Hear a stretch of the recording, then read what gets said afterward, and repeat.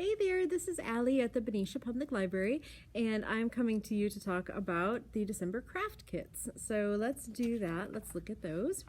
I have first some coloring sheets. There is a skating penguin there. That's awesome. There is a snow globe that's wintry there. That's also very cool. And coloring sheets, you know what to do with those. I'm not going to go into much detail. You are also going to get 2 coffee filters like this. Why coffee filters, you ask? Because they're already round. That's right. And when you get them, they are going to be folded into 6ths. All right. And the reason for that is because you are going to take these, keep it folded. You might want to take that paper clip off because I didn't earlier and that made cutting harder, but you are going to cut into them. So here's one that I cut. And I just cut some zigzags on one side, some zigzags on the other. It doesn't really matter what you do as long as it's symmetrical, which means that it's the same on both sides. I think that makes it better. And then when you unfold it, you know what you're gonna get? This is pretty cool. Not just a cut up coffee filter. It's going to look like, what? A snowflake. So cool. So you're getting 2 of those so that you can experiment. So I did this one, right? That came out kind of looking like a snowflake. And then I folded this shape from being in 6ths. I folded it again so it was in 12ths, which is even more kind of narrow and precise. I came up with something like this, which looked kind of like a cool rocket shape when I was cutting it. But then kind of, I admit, when I unfolded it, I discovered that it kind of wound up looking a little bit more like a flower than like a real snowflake. However, it's still super cool. So I'm pretty happy with how that turned out.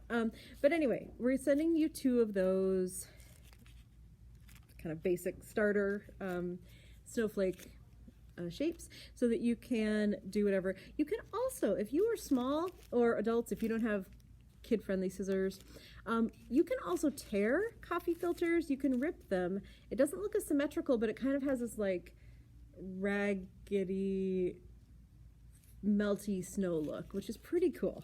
All right. Okay, so that is that activity. You are also going to get some paper. It is either going to be plain white like this, or it will be wrapping paper, so it'll have decoration on one side and then be blank on the other side, and then you can choose which side you want to use. And you are going to get a pencil. You know what pencils look like. I was going to show you, but and then what you're going to do is you are going to tape one end of all of that paper that we will have measured out for you onto a pencil. And you're thinking, why would I do that? What will this do? And then you roll the whole thing up, and you roll and you roll, and it takes like 3 minutes, and it's not super interesting. So we're going to jump to one that's already done. Wow, it's like a cooking show. Okay, so here is one where it is already rolled. And I'll show you. Here's a wrapping paper one that is already rolled. That's pretty cool. That one has gotten beat up because that was my test one. And what these are paper yo-yos. They are on pencils because then that's kind of fun if you're drawing or whatever, just to kind of have a toy at the end of your pencil. And so when you roll this up, it can often go to one of 2 places. It can either be too tight or it can be too loose. The way that you want it to have it kind of work best in terms of like, you don't want it so, if it's too loose, it'll just bend right about there, and then it is a pain to re-roll. If it's too tight, it doesn't really go anywhere. This is actually just about perfect. My coworker Philip made this one, and I appreciate that because he did a really good job. You want about a penny width at the end.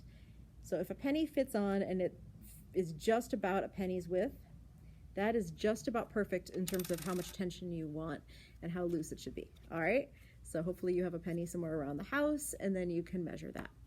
Okay, so that's one activity. Paper yo-yos, snowflakes, coloring sheets. Our last one are these very cool tree shapes here. You get a piece of paper like this.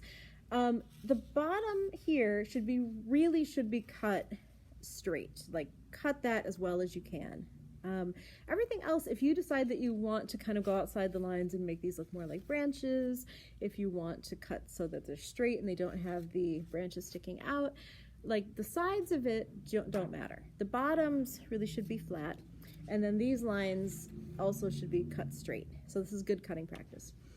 Because what you're going to do after these are cut out is you're going to put those two pieces together, and then you have a tree. And if it is cut flat on the bottom, it will stand up. All right, which is very cool.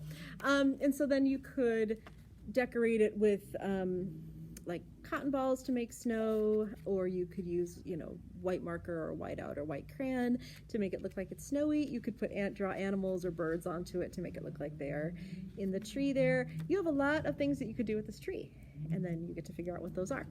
Okay, so there's this, there are the coloring sheets, there are paper yo-yos, there are the snowflakes.